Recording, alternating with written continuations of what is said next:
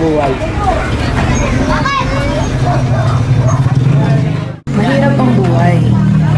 Yan ang madalas kong naririnig. Tama ka, kaibigan, pero mas mahirap ito kung tamad ka. Yung iba dyan, kumpleto ang parte ng katawan, pero hindi naman naghahanap buhay para sa kanilang pamilya.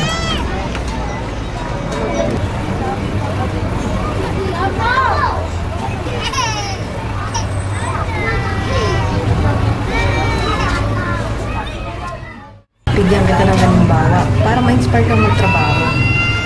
Ito si Mang Rodrigo, 57 years old. Putol ang kanyang kaliwang braso, pero madami siyang papel sa mundong ibabaw. Itatanong mo sa akin kung bakit. Kasi isa siyang asawa, lolo at ama. Yan ang mga papel niya sa buhay. Putol man siya kung tawagin, siya naman ay tigasin. Tigalaba. Tigasampay ng mga labahin. Tigasaing. Tigaalaga ng mga apo niya. Higit sa lahat, tigawalis ng mga kalat ng mga nagtitinda ng mga gulay at prutas. Dito ang lugar kung saan sila nakatira.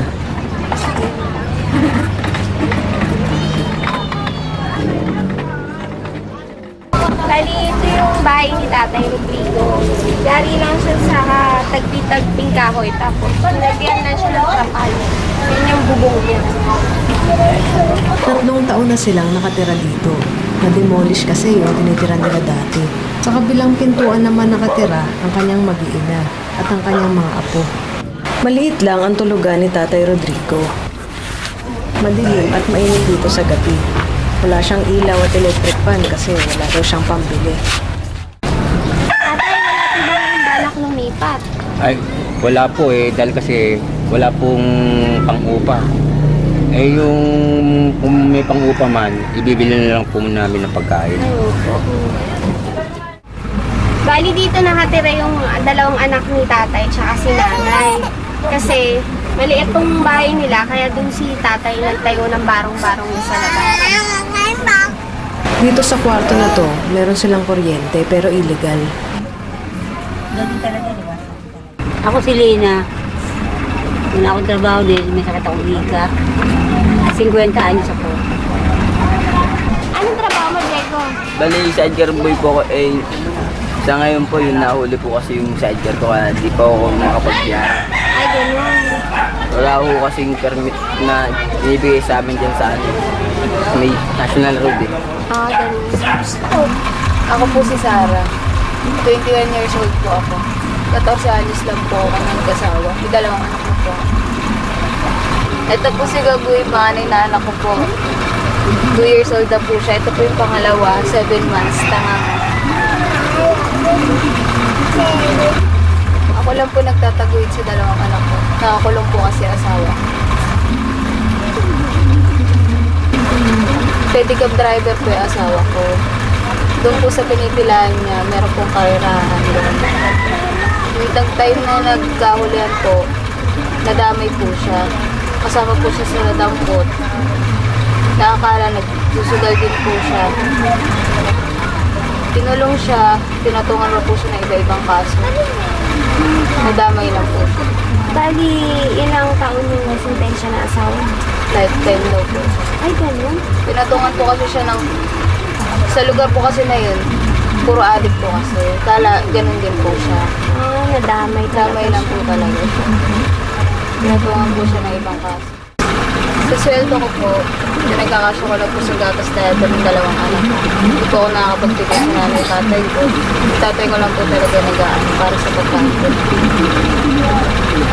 Ang sweldo niya bilang tindera sa bangketa ay 150 pesos sa isang araw. Hindi talaga yun sasapat. Doon ako tutulog sa loob. Kasi dito hindi kami kasya. Lalo na sa loob. Kaya doon ako tutulog. Kasi ako nagtinda ng gato na ako. 5 po ang anak ko. Hindi po sila nakapagtapos dahil sa kahirapan. Pag dumudumi sila, dito lang sa Arenola, sa labas ng bahay nila. Mag-uumpisa ang araw niya sa paglalaba. Masipag yung asawa ko. Siya nagsasahin, siya nagluluto. Pwede mo naglalaba kahit isa na lang yung kamay niya. Kasi ako, hindi na ako makapaglaba.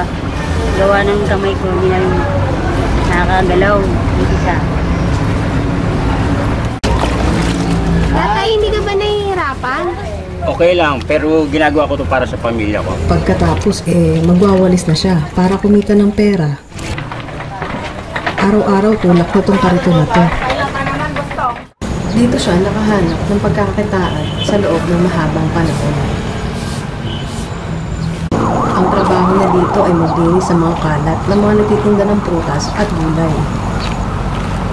Umulan, umaraw o bumagyo man, ay makikita mo siya dito.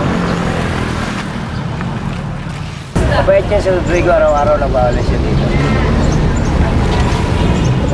Masipag yan sa Rodrigo kahit puto lang isang kamay. Araw-araw andito yan kasi binibigyan namin ng 5 piso kaya 10 piso. Tama ang nadinig mo, kaibigan. Barya-barya lang ang binibigay sa kanya ng mga tao dito. Ganun pa man, masaya siya kasi meron siyang iuwi para sa kanyang pamilya. Hindi po kasya to. Ibenta ko ng karton para pamilya pangkain. Natutuwa siya pag may reject na prutas o gulay na iniiwan sa basura na itatapon niya kasi iuuwi niya ito sa pamilya niya. Daddy, may gulay din na iniwan kay tatay. Bali, pakulang na nila tumamaya sa kanin. Pag natapos na siya magwalis, titiklopin niya ang mga ginamit na karton ng mga vendors. Tapos, iintayin niya ang truck ng basura upang itapon ang mga kalat na winalis niya. Pagkatapos niya kumita ng pera, aalis na siya. Bukas naman ulit. Ganito ang buhay ni Mang Rodrigo araw-araw. Bawat barya sa kanya ay mahalaga. Kaya naman, ang mga gamit na karton ay binibenta niya upang madagdagan ang pera niya. Mulot 1/4. Bali 34. Tay, magkano ka ngayon? 49 po. Bibili ko na po ito ng bigas. 1 kilong bigas lang ang nabili niya sa kinita niya. Bali, 40 pesos ito. Ang natira lang ay 9 pesos. Sira daw ang kalan nila. Kaya manghihiram na lang siya sa kapitbahay. Pwede makiram ng kalan di kuryente nyo. Magkasali lang ako. Babalik ko rin agad. Balik ko rin agad ang telefon sa akin.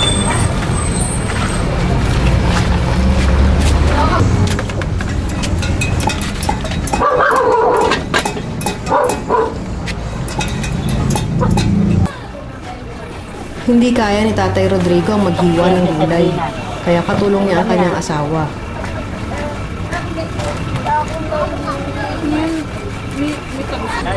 Dahil 9 pesos na lang ang natira sa kanya, ay mangungutang siya ng sardinas para ipangsahog sa mga gulay.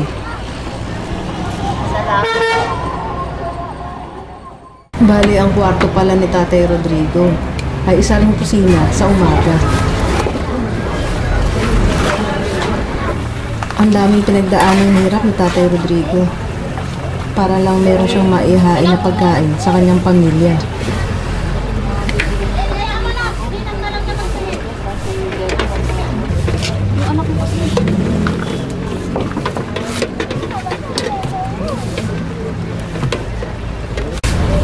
Isang beses lang isang araw kami kumakain. Swerte pagka yung malaki ang kita. Tira-tirang gulay lang ito, ginigisa ko. Nilalagyan ko na sardinas. Sulit ang hirap at pagod niya habang kumakain sila ng tanghalian ng asawa.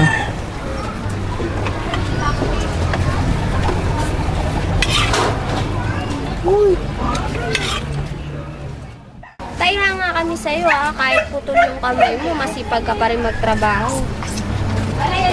Dati po tatay, anong trabaho mo? Nung buo pa ang kamay ko, ang trabaho ko, kalpiltero. Nag-carwash boy din ako. Ay, ang dami niyong alam na trabaho, tay. Dito niya lang. Lahat naman tayo ay may masamang karanasan. At ito ang kay Tatay Rodrigo. Dati po akong janitor sa headquarters ng pulis sa loob ng 15 taon. Napagbintangan po ako nagnakaw sa loob ng kotse ng pulis. Nakulong po ako, napawalan sala sa loob ng 1 taon. 1 taon nasayang sa buhay ko. Tatay, ano pong naging buhay niyo sa loob ng kulungan? Mahirap, mainit, mabaho. Tsaka kung matulog, nakatayo lang, nakakapit sa rehas. Ganyan po? Opo, ganito po talagang matulog. Ang pagkain, parang kanin baboy, hindi makakain. Mahirap po pala to. Ano? Opo, ganun kahirap po sa kulungan. Laking pasasalamat ko nung lumaya ako. Talagang nagpasalamat ako sa Panginoon kasi wala naman akong kasalanan. Ang masaklap nun, dumating sa parte ng buhay ko, ang naputol ang braso ko. Naputol ang kaliwang braso niya nung lumaya na siya. Tatay, ano pong nangyari dun sa braso niyo? Bakit po naputol? Nasalubsob po yung daliri ko na pabayaan ko na maga. Tapos po nun, inom po ako na inom ng gamot na hindi ako nagpapacheck up sa doktor. Kaya po, hindi rin siya gumaling. Opo, na maga po. Pagkatapos po ng 1 buwan, inaamoy ko mabaho, nabulok. Nagkulaps po ako, tinakbo po ako sa ospital. Sabi po ng doktor, puputulin po kasi magkakaroon ng cancer sa buto. Parang pelikula ang buhay ni Tatay Rodrigo. Kaya naman, oras na para bigyan namin siya ng magandang simula. Simula ng mga pagpabago ng buhay nilang mag-anak. Hindi lang kahon ang dala namin, kundi panibagong pag-asa.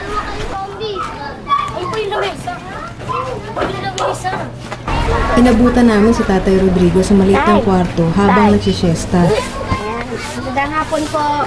Opo. Ayan tayo, meron po tayong kaibigan, si Sir Mark, kasi Ma'am Rhea po, na nasa Amerika po sila. Gusto po nila kayong tulungan kasi nakita po nila nagsusumita po kayo sa buhay.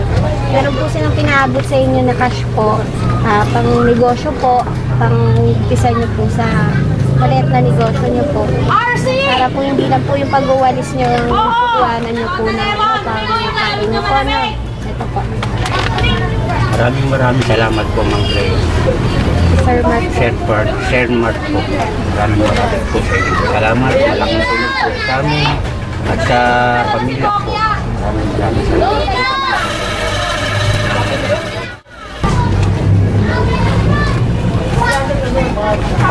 Ayan tayo, di lang po yan. Meron pa po kami sorpresa sa inyo. Labas po tayo. Ay, naku, maraming salamat po.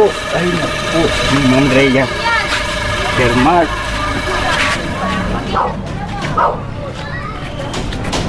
Ay, naku, maraming salamat sa dinala niyo, Sir Mark, Ma'am Rhea. Ayan, para po sa inyo lahat yan. Maraming salamat po talaga sa inyo. Naiiyak po ako sa tuwa. Kaya tumulong po sa akin, ma'am.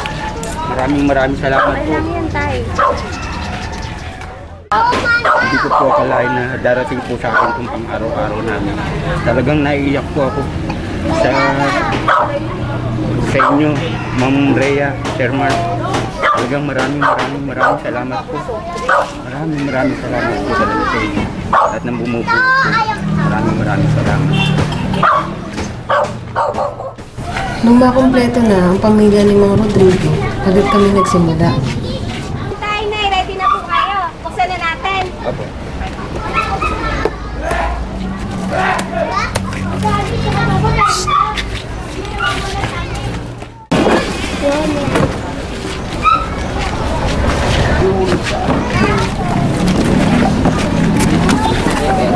Ayan tayo. Meron tayong itlog, tapos meron po tayong asukal, tapos meron gatas yung baby mo. Ha? Naka-gas po. Yan tayo napansin namin, matigas yung inigan mo, wala kang kutsyon, no? Tsaka mainit lang sa inigan mo, kaya bigyan ka namin ng kutsyon, ha? Tsaka po electric fan, para hindi mainit sa kwarto. pabahay mo. And dahil gusto po namin magkaroon kayo ng negosyo po. So, bibigyan po namin kayo ng pang-negosyo nyo. Mga gamit na ito ay pang-negosyo nyo po. Nagbigay kami ng kalan para sa negosyo nila. Bigyan po namin kayo ng bagong kalan, ha? Mga pangunahing kailangan nila, Tapos, yung gaya ng kawali, lalagyan ng panindang gulaman, lalagyan ng sausawan, mga lalagyan po ng sauce, no? at chopping board Chopping board din po. na may kutsilyo. At syempre, ang mga frozen goods na nilagay namin sa ice chest na ito. At nagdala pa kami ng marami nito para marami silang supplies. Mas madaling ibenta ang ganitong klaseng pagkain sa ganitong lugar.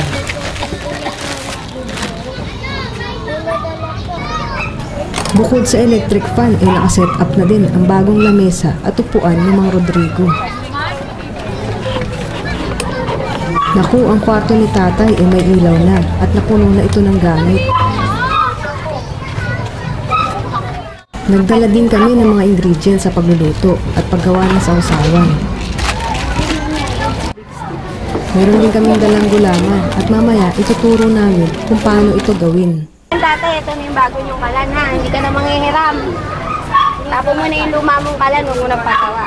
Meron din ito pang ano yun. Bago kami umalis, tinuruan ni Sheila si Tatay Rodrigo kung paano gumawa ng sauce at nagbigay siya ng tips para sa negosyo. Binalikan namin pamilya ni Mang Rodrigo pagkalipas ng 2 araw. At ito ang naabutan namin. Nag-ooperate na sila ng tindahan. Katulong niya ang kanyang may bahay. Pangkabuhay na po kami. Kumakain na po kami na 3 beses ang araw. Nakakatulong na ako ng meeting sa gabi. Meron na po akong pusos, unan, ilaw at electric fan. Kumikita na ako ng 800 ang araw. Sa tanong buhay ko ngayon ako kumita ng 800. Ito si Aling Maribit. Isa din siya sa natulungan ng team namin. Dati po, isa lang po naghahanap buhay sa amin, yung anak ko. Pero ngayon, nakakatulong na rin po ako kasi guminhawa na rin po kami dahil sa tindahang ibinigay sa amin. Ngayon po ay iba na ang buhay namin. Guminhawa na kami at nadagdagan na yung panindang binigay sa amin. Mayroon na po kaming soft drinks at saka ice tube at ice tubig na binibenta. At ang kinikita ko po ngayon ay 1.5 sa isang araw. Tapos po, nakakakain na kami ng 3 beses sa isang araw. Tatay, bali si Aling Maribit ang nagturo sa amin para tulungan ka. Sinabi niya rin sa amin na dapat kang tulungan kasi nagsusumikap ka para sa pamilya mo. Salamat po, Maribit. At dahil sa'yo, binigyan kami ng kabuhayan ni Sherman. Kung dati ay parang isang bangungot ang mga pangit na pangyayari sa buhay niya. Ngayon ay para daw siyang nananaginip ng gising. Hindi niya inaasahan na sa loob ng isang araw ay mababago ang takbo ng buhay niya. Magandang araw po at God bless.